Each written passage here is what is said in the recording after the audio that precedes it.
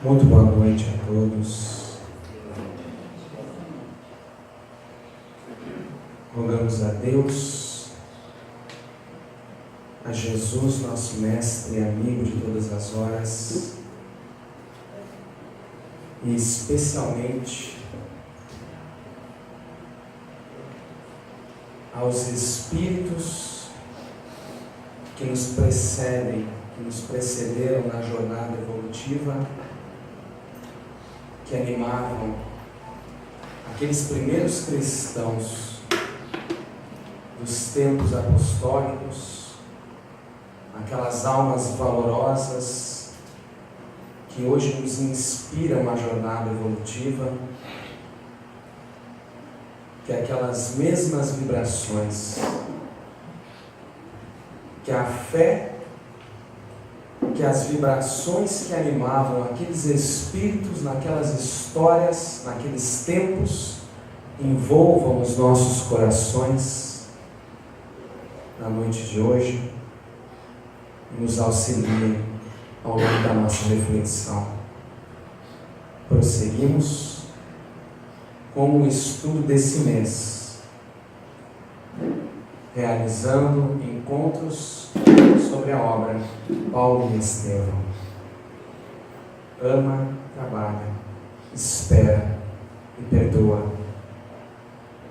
A lição deixada por Abigail em espírito a Paulo de Tarso, quando havia se despojado de todas as esperanças humanas, de todos os poderes transitórios, e naquela caverna, após o encontro com seu pai, ele então tem um encontro com Abigail e Estevão e recebe a famosa lição. Mas na noite de hoje, o nosso encontro tem como título o título do capítulo final do livro Paulo e Estevão: Ao Encontro do Mestre. Mas inicialmente, eu gostaria de convidar a cada um para fazermos um exercício de fecharmos os nossos olhos, respirar fundo e por alguns instantes viver esse momento de recordação.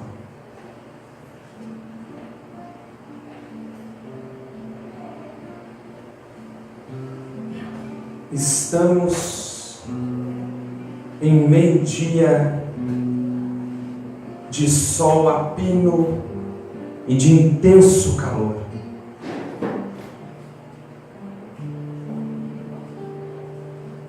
Estamos em uma caravana que atravessa o deserto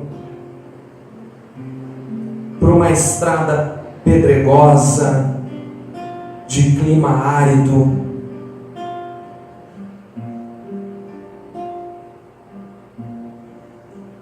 Em nossos pensamentos perpassam todos os acontecimentos da nossa atual reencarnação.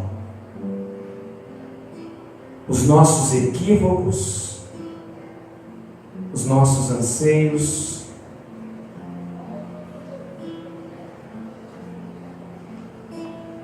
sob este sol em brasa, nesse calor intenso, sentimos que prosseguimos ao encontro da vingança. Era assim que Saulo de Tarso prosseguia na estrada para Damasco. Prosseguia ele ao encontro do ódio, da vingança, do orgulho, do fanatismo religioso. Prosseguia ao encontro de Ananias, que ele acreditava ser um daqueles que colaboraram para a sua infelicidade no mundo.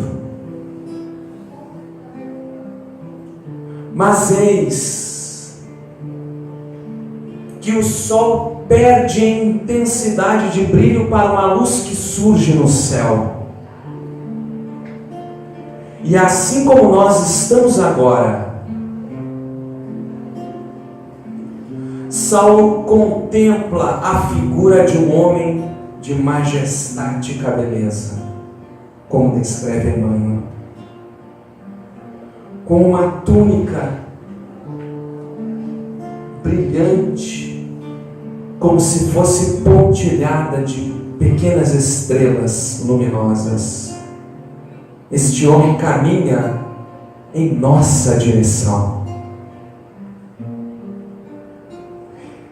Este homem vem ao nosso encontro, como foi ao encontro de Saulo de Tarso.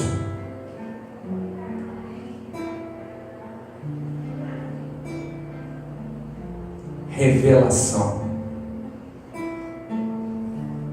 4 homens em caravana, camelos e montarias, em demanda a Damasco a sinistra expedição. Reprimiram o cristianismo, noutras liças a missão, a começar pelo extermínio do afamado Ananias. De repente, o sol cede o reino, mesmo a pino perde em luz. Saulo vislumbra, ouve, cambaleia, vai ao chão. Um amor incomparável personifica o clarão. Quem és tu? Tu me persegues, eu te amo, sou Jesus. Remorso, felicidade, angústia, veneração, tudo colide na alma, em genuflexa reação. O que se passa com Saulo? Demétrio pergunta a Jacó. Delírio, ilusionismo, sortilégio, maldição? Confia, entra em Damasco, dir-te-ão tua missão. E ei-lo cego, tremente, humilhado, feliz e só. E assim qual estamos, de olhos fechados, Saulo de Tarso sai do encontro com Jesus.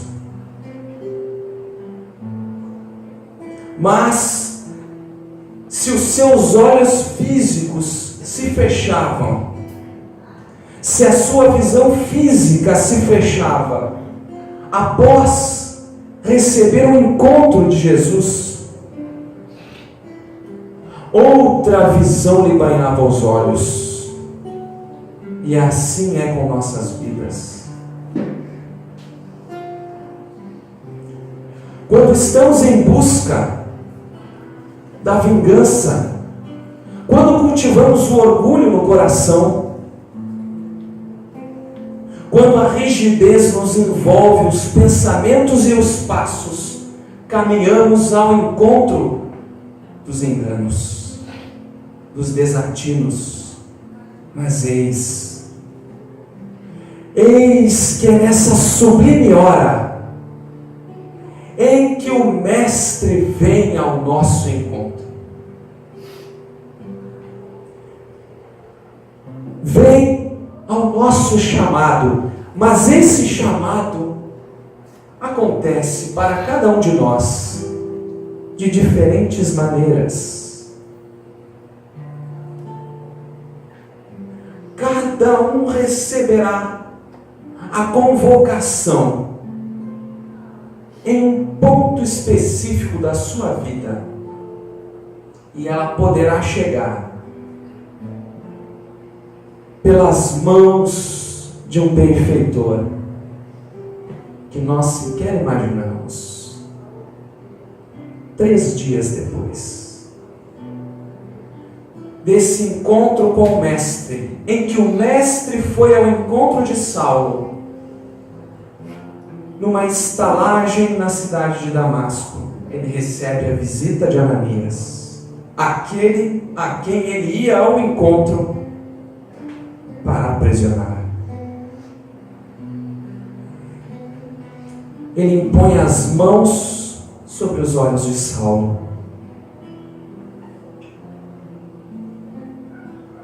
e a sua visão é retomada. Agora nós podemos abrir os olhos. Assim iniciava a jornada de Saulo de Tarso ao encontro do Mestre. Assim também inicia a nossa jornada ao encontro do Mestre.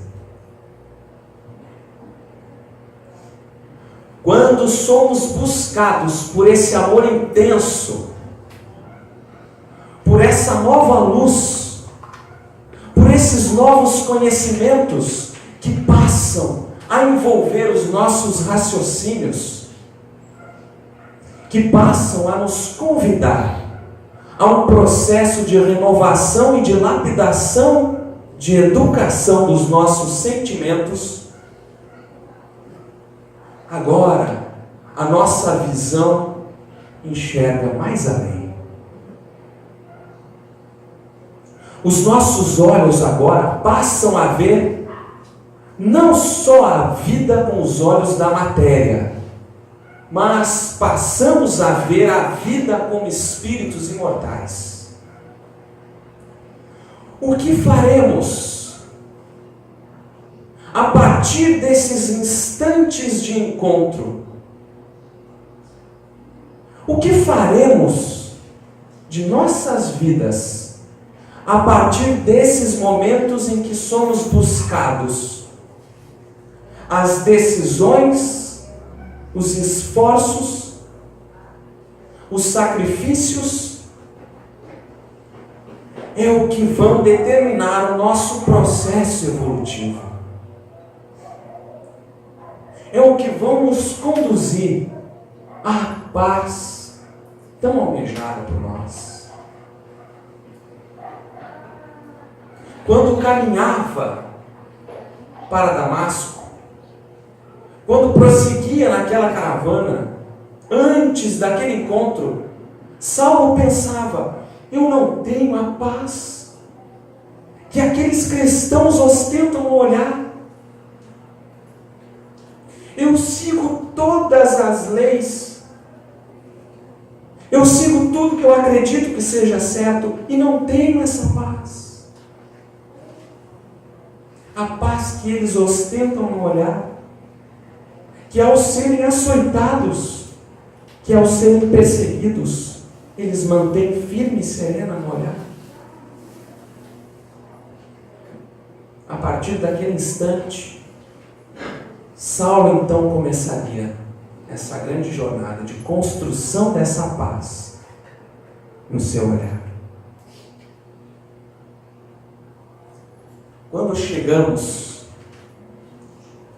Quando iniciamos, prosseguimos na leitura do livro, a partir desse capítulo 10, da primeira parte, que é onde presenciamos esse encontro de Jesus com Saulo, nós vamos ver um espírito em esforço contra as suas tendências ainda inferiores.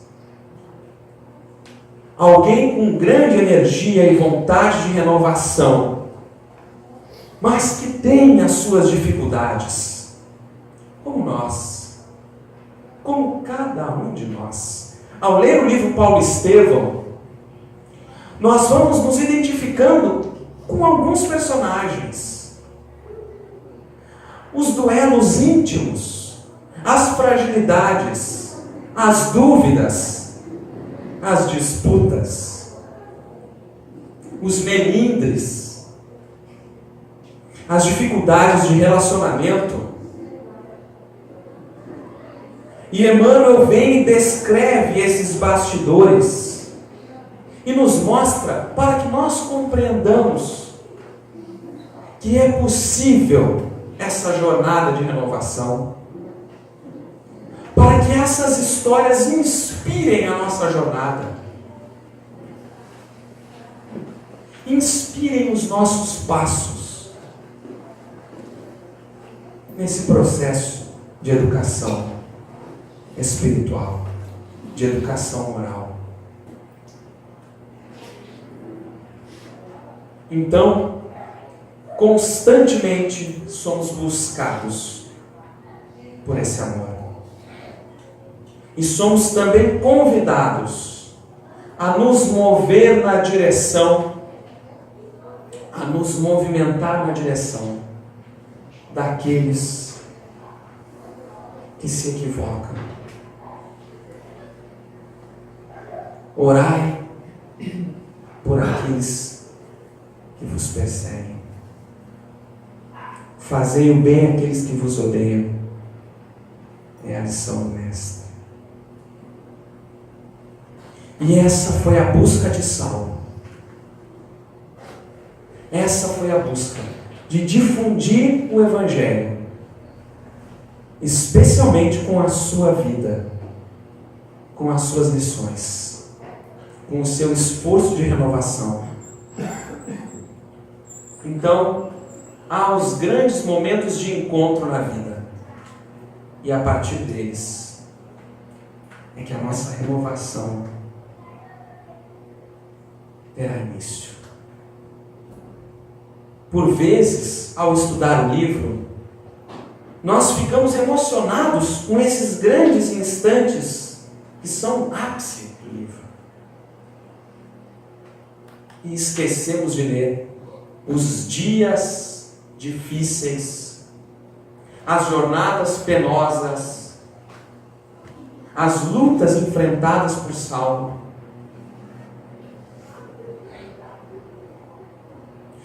Muitas vezes não percebemos a atuação dos outros corações que estavam junto dele. No prefácio do livro, Emmanuel vai chamar a atenção, dizendo que um dos objetivos da obra é mostrar que uma das leis do universo é a lei de cooperação, que vigora no universo, dizendo que sem Estevão não haveria Paulo. E sem muitos outros corações não haveria. Sem a influência de Abigail, seja encarnada, seja após a sua desencarnação, como espírito, amparando, inspirando, orientando o coração tão amado, assim como Estevão, que esteve o tempo inteiro amparando, orientando, inspirando Paulo em todas as suas jornadas. Mas o capítulo final do livro nos traz momentos muito dolorosos para os cristãos daquele tempo. Nós acompanhamos a descrição do grande incêndio em Roma, quando Nero era o imperador. E nós vemos que os cristãos eram responsabilizados por quaisquer catástrofes ou quaisquer dificuldades que acontecessem, os cristãos eram responsabilizados, porque não rendiam culto aos deuses, porque enfureciam as divindades, e porque também era conveniente acusar os cristãos, era conveniente ter como distrair as multidões, levando os cristãos às feras, aos postes de martírio e aos suplícios. Eram tempos difíceis, como ainda são. Mas hoje nós não somos levados aos postes do martírio, hoje não somos lançados às feras. De que feras estamos falando? De que perseguições estamos falando? Quais são os sacrifícios que hoje nós somos convidados a fazer?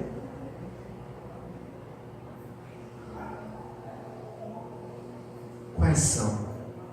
No livro Renúncia, séculos depois desses acontecimentos do livro Paulo e Estevão, a pequena Alcione, espírito luminoso, encarnada na Terra, conversando com o padre Damiano, que era uma das reencarnações de Emmanuel, impressionada com as descrições dos martírios dos cristãos e com a fé que eles demonstravam, diz: mas hoje, padre, uma criança ainda, mas hoje, padre Damiano, nós podemos também viver esses martírios, esse sacrifício?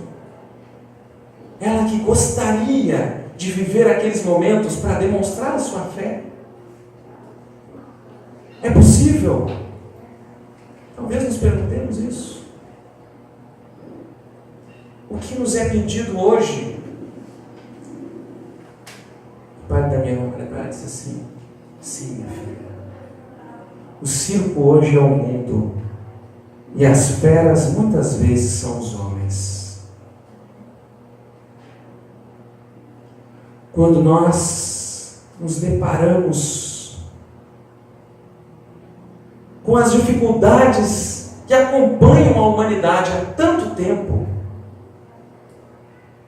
com essas nossas chagas morais que ainda tardam a ser curadas, que nós nos demoramos tanto, há tanto tempo estamos sendo chamados e buscados,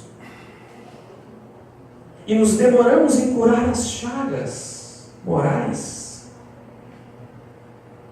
hesitando em crucificar o nosso orgulho e o nosso egoísmo, as nossas vaidades, o nosso materialismo, hesitando nesses instantes em que a vida nos chama a viver a renúncia de responder uma ofensa na mesma moeda,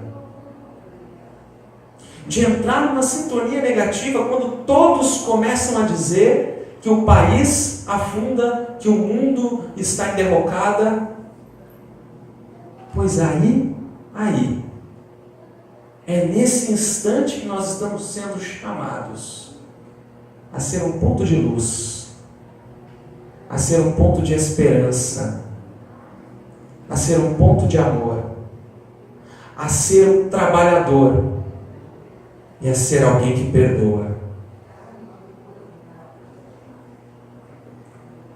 Então, nós acompanhamos os cristãos sendo perseguidos, sendo levados aos martírios, e vemos o encontro de Paulo de Tarso em Roma com o imperador Nero. Ele que então já estava bastante envelhecido,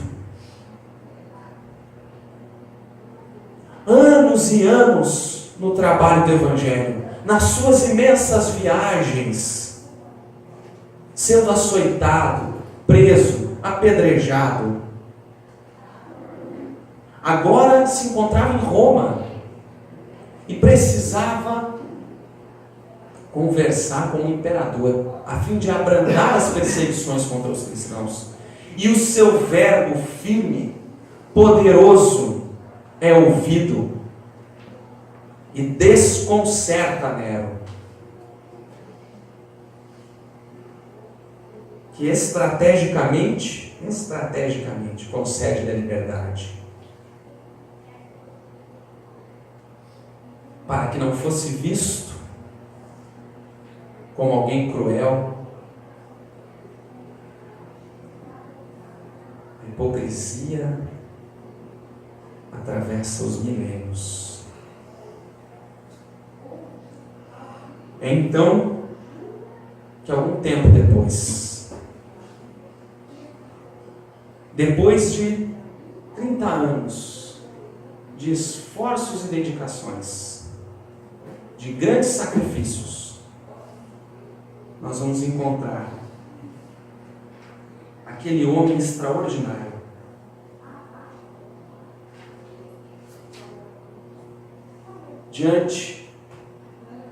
aprisionado agora, diante de uma cela úmida,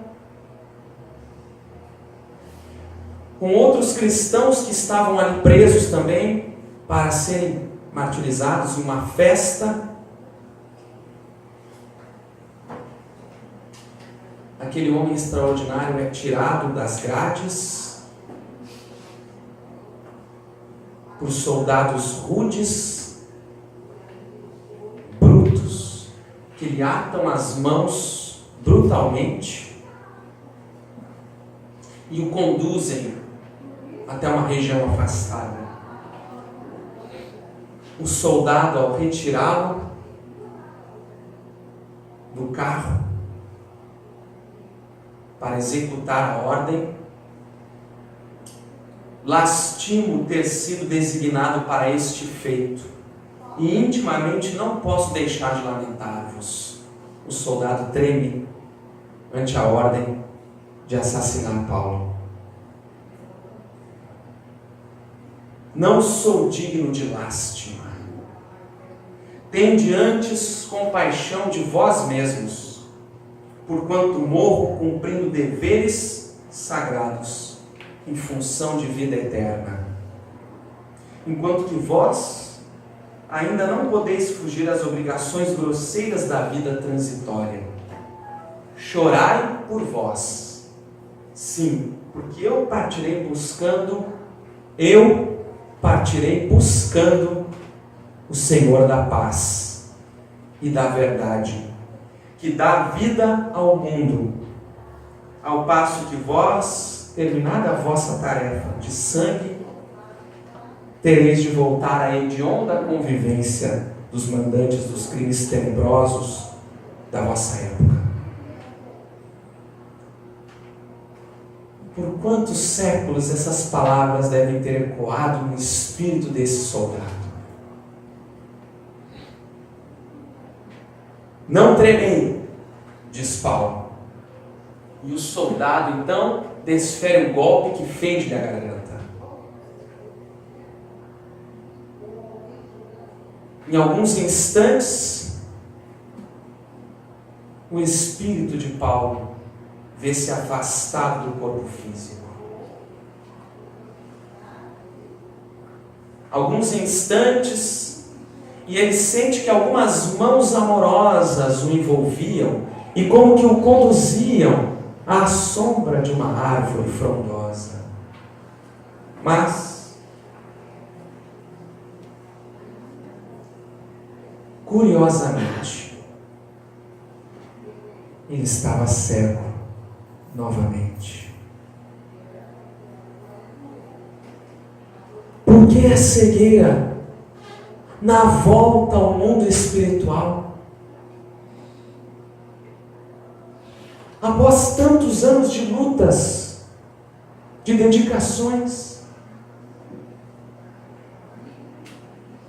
reuniu as energias mentais, como lhe fosse possível, e orou, suplicando a Jesus permitisse o esclarecimento de sua alma naquela nova situação. Mas a prece, sobretudo, a falta de visão deixava-o submerso em angustiosa expectação. Por quê? Mas Paulo de Tarso, a esse tempo, já havia aprendido a esperar.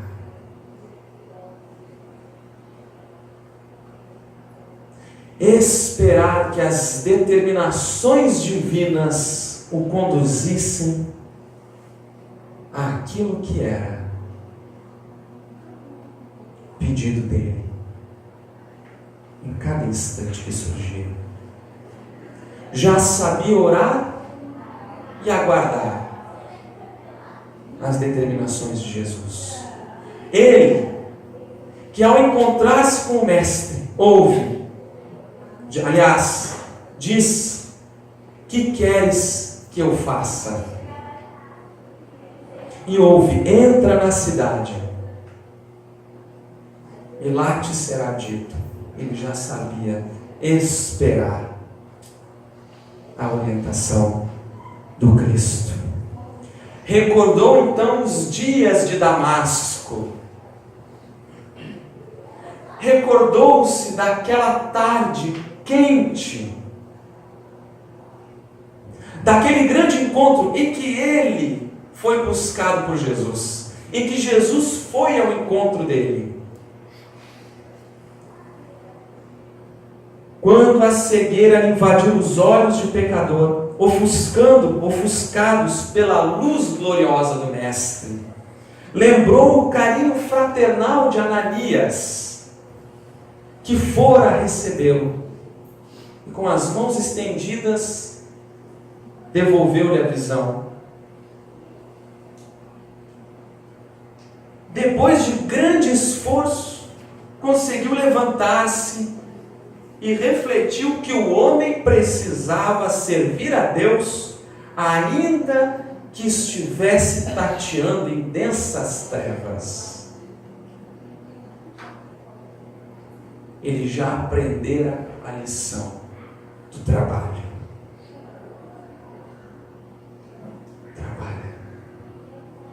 Ainda que estivesse em densas trevas, era preciso esperar, mas era também preciso saber levantar-se e seguir. Foi aí que ouviu os passos de alguém que se aproximava. Quem seria?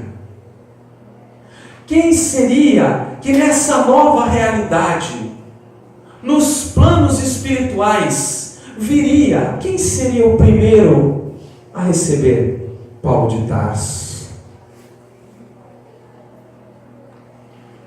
Instintivamente ele se recorda daquele terceiro dia em que Ananias buscara na pensão.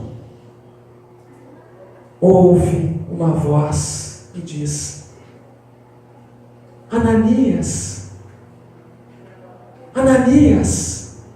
Sim, meu irmão Paulo, sou eu.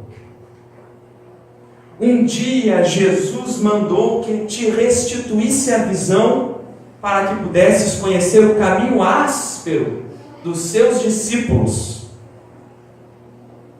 E hoje, Paulo, concedeu-me a dita de abrir-te os olhos para a contemplação da vida eterna.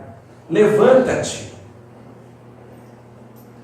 A mesma palavra que ele ouviu de Jesus: levanta-te.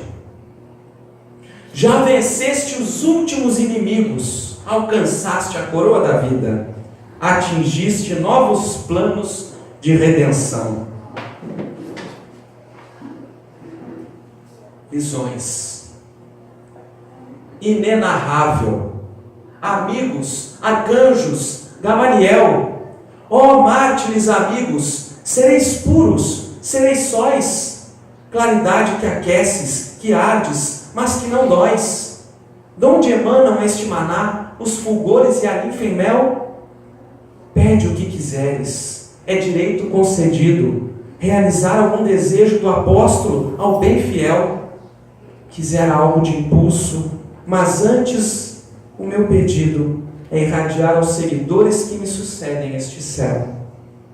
Volita a falange de amigos ao lado do Paladino, visita as comunidades, Antioquia, o Palatino, Éfeso, a Macedônia, Corinto e Jerusalém.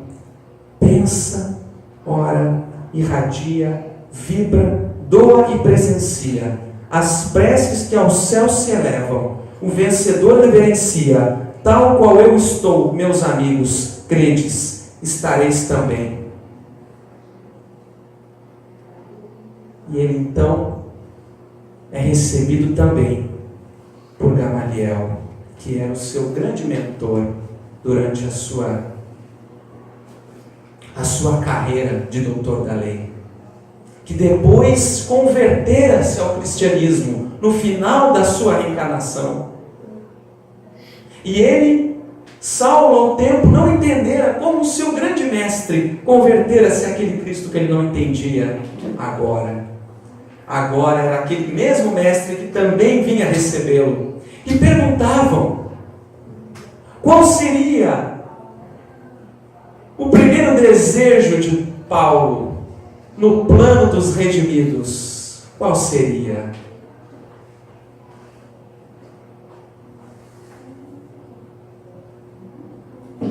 Diz Emmanuel que, como aconteceria a qualquer ser humano,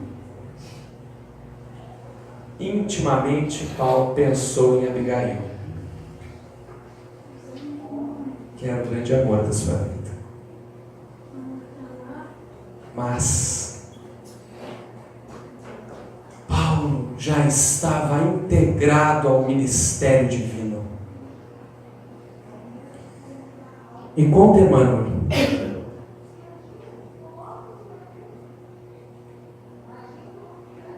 que já estava integrado ao ministério divino, que manda esquecer os caprichos mais singelos e, sem trair a gratidão à misericórdia do Cristo, Paulo respondeu: meu primeiro desejo seria rever Jerusalém, onde pratiquei tantos males, e ali orar a Jesus para ofertar-lhe o meu agradecimento. Então ele coloca acima de todas as coisas o amor a Deus e os deveres do espírito imortal. Então aquela caravana espiritual que já se reunia ao entorno do apóstolo se movimenta. Eles passam então por todos os lugares por onde o apóstolo passou na sua jornada na terra. Aqueles espíritos luminosos iam se cada vez aumentando aquela caravana. Espíritos que foram beneficiados por Paulo integravam-se e iam formando cada vez maior caravana. Quando passou em Corinto, eles se detiveram por alguns instantes nas recordações de Estevão, de Abigail. Corinto era a cidade dos dois irmãos. Eis que então a caravana chega na Palestina. Emocionado, Paulo vai adentrando pela cidade de Jerusalém e ele escolhe o topo do Monte Calvário para realizar as suas preces. É muito simbólico que o final do livro Paulo e Estevão seja a cena toda se passa no alto do Monte Calvário. Qual a lição? Qual a lição para cada um de nós?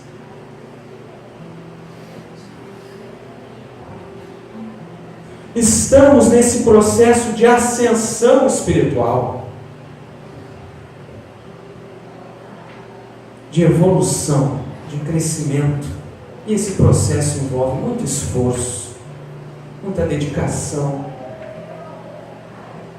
alguns sacrifícios, muito amor, muito perdão, muita espera, muita esperança e muito trabalho. Então, que nesse instante, em preces fervorosas, como se o céu se rasgasse e três vultos luminosos se aproximam. Paulo havia empreendido uma jornada, toda a sua vida, todo o seu trabalho, chegava agora à culminância. Finalmente, chegará esse dia para cada um de nós. Um dia em que teremos atravessado longos períodos de lágrimas, de sacrifícios, de aprendizados, de sorrisos e despojados dos medos, estaremos chegando no alto do Monte Calvário, naquele grande encontro com Jesus. Nesse dia, não só o Mestre estará nos aguardando, mas os corações mais amados, os corações a quem nós fizemos mal, mas que pelas estradas da evolução aprendemos a nos reconciliar, aprendemos a perdoar, aprendemos a pedir perdão e aprendemos a amar. Então que ali ele vê Estevão, Abigail e ao centro Jesus. Corolário: do alto surgem forças maravilhosas, maravilhas luminosas. São duas luzes de ouro escoltando a pura luz. As 8 íris esplendem e se refletem lacrimosas. Redimido, suportaste o fardo que a ti impus. Destaca-se de um dos lados o vulto sereno, amigo, é Estevão, que se apresenta a abraçar o soluçante. À esquerda, Abigail diz, declara, triunfante, amado, em todo passo te acompanho e te sigo. O trio emocionado se abraça e o Messias, com um olhar inesquecível, lhe sorri e os abençoa. Eis o amor que construíste e que em tua dor tecias, tecelão. Tu não és apenas símbolo que tine, retine e soa. És amor maior que língua, que ciência e profecias, que tudo espera, tudo crê, que tudo sofre e perdoa.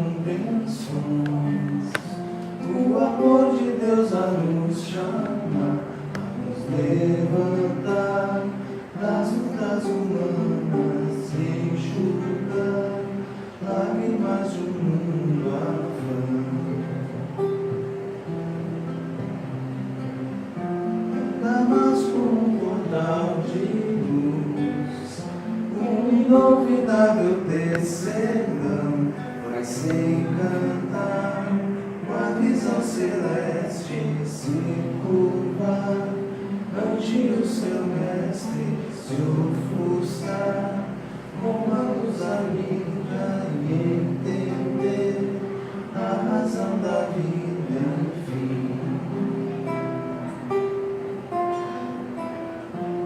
Palavra em harmonia, canções maestamente entoadas por anjos de esferas sublimadas, ao clarão que ofusca brilho do sol, comparecido, inspirado a amar. Percorre os caminhos, acalma os gemidos dos aflitos, de todos irmãos pequeninos, dos sedentos de Deus de amor, pois tu és o meu vaso escolhido. Necessário se faz amar, renovar-se no entendimento. Necessário é trabalhar, ser fiel no Necessário é esperar, a esperança é companheira. Necessário é perdoar, o amor mais puro se doa.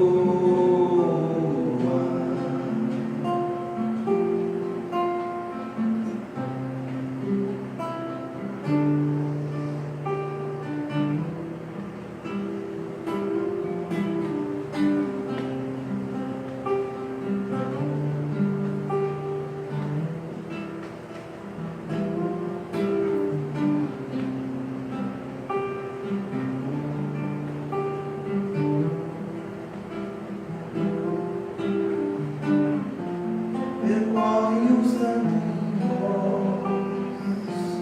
acalma os gemidos dos aflitos, de todos irmãos pequeninos, dos sedentos de Deus de amor, pois tu és o meu vaso escolhido. Necessário se faz amar, renovar-se no entendimento. Necessário é trabalhar, ser fiel no pouco e no muito. Necessário é esperar, a esperança é companheira. Necessário é perdoar, o amor mais puro se doa.